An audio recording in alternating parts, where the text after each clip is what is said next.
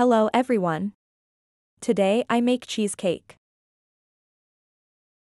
The ingredients: cream cheese, sour cream, eggs, lemon juice, sugar, condensed milk. Vanilla extract optional if you want. I prepare already the crust.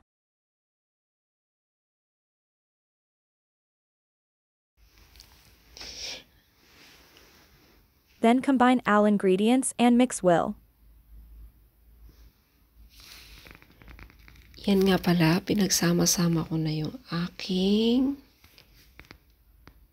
mga ingredients. Lagyan ko na ng asukal, 2 kutsara. Tsaka yan, nilagyan ko na rin ng ng sour cream.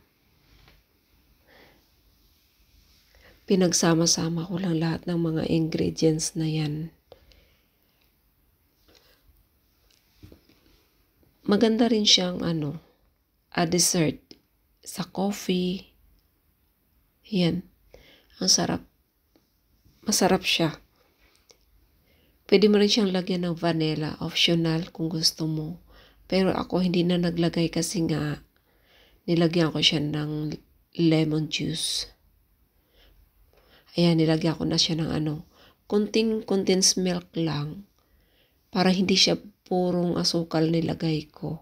Kaya konti lang na asukal talaga nilagay ko. At saka nilagyan ko rin yan ng 3 itlog.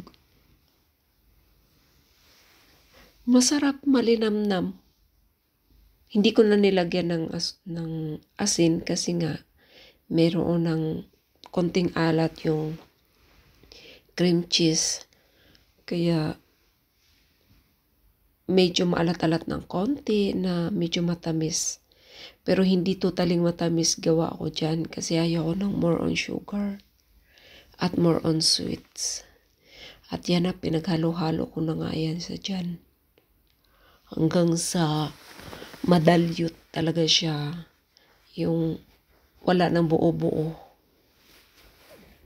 Pwede naman gumamit ng ng mixer o di kaya blender.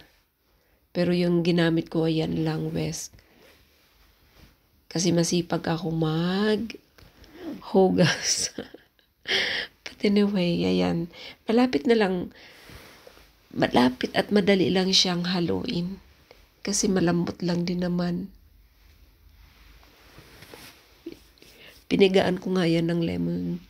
Ayan, konti lang naman. Siguro mga 1 kutsara lang siya. Kasi hindi naman ganun kalakihan na cheese cream ang ginamit ko.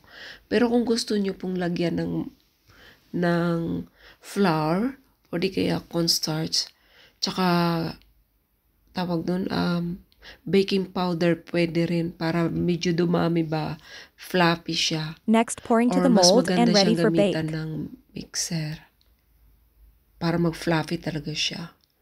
At yan nga, pagkatapos ko ng haluin, ibinuhos ko na dyan sa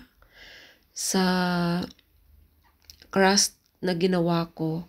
Cookies lang yan, tapos butter. Pinagsama-sama ko na. Para naman medyo okay siya. Kanya nga lang yung pagkagawa ko niyan, hindi ko masyadong dinikdik.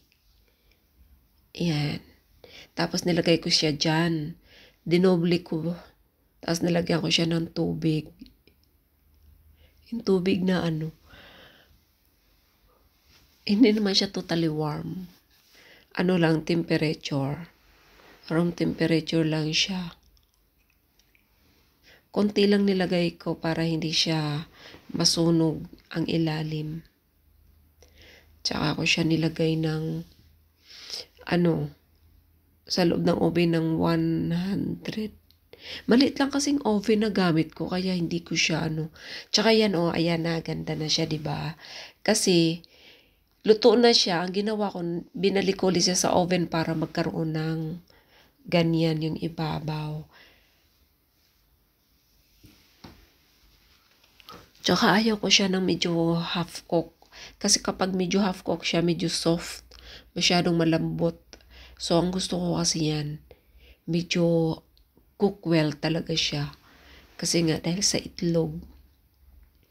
Ayan, ang sarap na. Napakadali lang ito gawin. Very simple na cheesecake. Kasi buo siya talaga.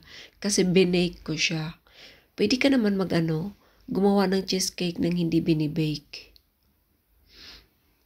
Ang